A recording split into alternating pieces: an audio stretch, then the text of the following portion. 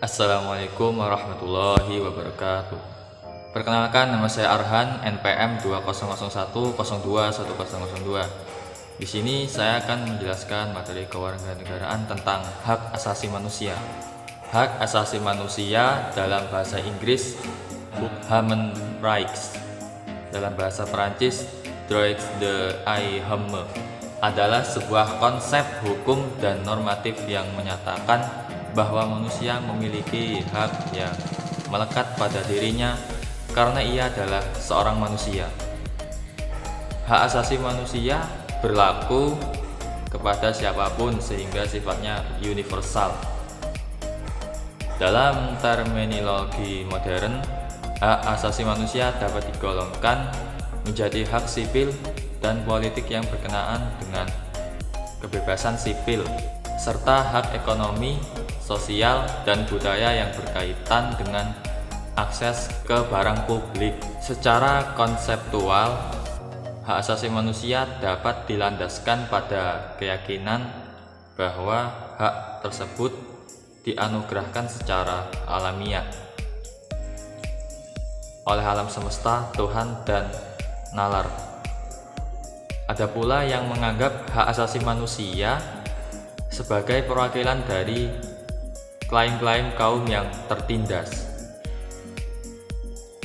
Konsep hak asasi manusia modern muncul pada paruh kedua abad ke-20, terutama setelah dirumuskannya Pernyataan Umum tentang Hak Asasi Manusia atau PUHAM di Paris pada tahun 1947. Semenjak itu, hak asasi manusia telah mengalami perkembangan yang pesat dan menjadi semacam kode etik yang diterima dan ditegakkan secara global. Ciri-ciri hak asasi manusia. Yang pertama, tidak dapat dicabut atau tidak dapat dihilangkan oleh siapapun. Hak asasi manusia tidak dapat dicabut atau tidak dihilangkan oleh siapapun karena masing-masing individu mempunyai hak sejak ia lahir dan sampai meninggal. 2. Tidak dapat dibagi. Semua atau setiap orang sudah mempunyai hak yang sudah ada sendirinya, tidak dapat dibagi.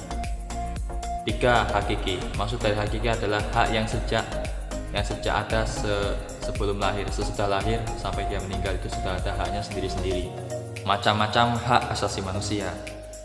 Macam-macam hak asasi manusia diantaranya ada 3. Yang pertama, hak asasi pribadi. Yang kedua, hak asasi politik. Yang ketiga, hak asasi hukum. Yang pertama, hak asasi pribadi atau personal rights. Yang pertama, hak kebebasan untuk bergerak, berpergian, dan berpindah-pindah tempat. Hak kebebasan mengeluarkan atau menyatakan pendapat. Hak kebebasan memilih dan aktif dalam organisasi perkumpulan. Hak kebebasan untuk memilih, memeluk, menjalankan agama dan kepercayaan yang diyakini masing-masing. Hak untuk hidup, berperilaku, tumbuh, dan berkembang.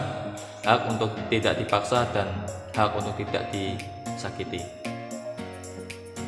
Yang kedua, hak asasi politik, political rights.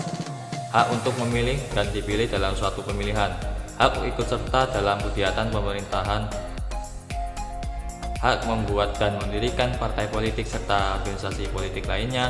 Hak untuk membuat dan mengajukan suatu usulan politik. Hak diangkat dalam jabatan pemerintahan. Yang ketiga, hak asasi hukum. Di antaranya, hak mendapatkan perlakuan yang sama dalam hukum dan pemerintahan. Hak untuk menjadi pegawai negeri sipil atau PNS. Hak dalam mendapatkan dan memiliki pembelaan hukum pada peradilan. Hak mendapat layanan dan perlindungan hukum. Demikian yang dapat saya sampaikan, semoga bermanfaat bagi kita semua. Saya akhiri, wassalamualaikum warahmatullahi wabarakatuh.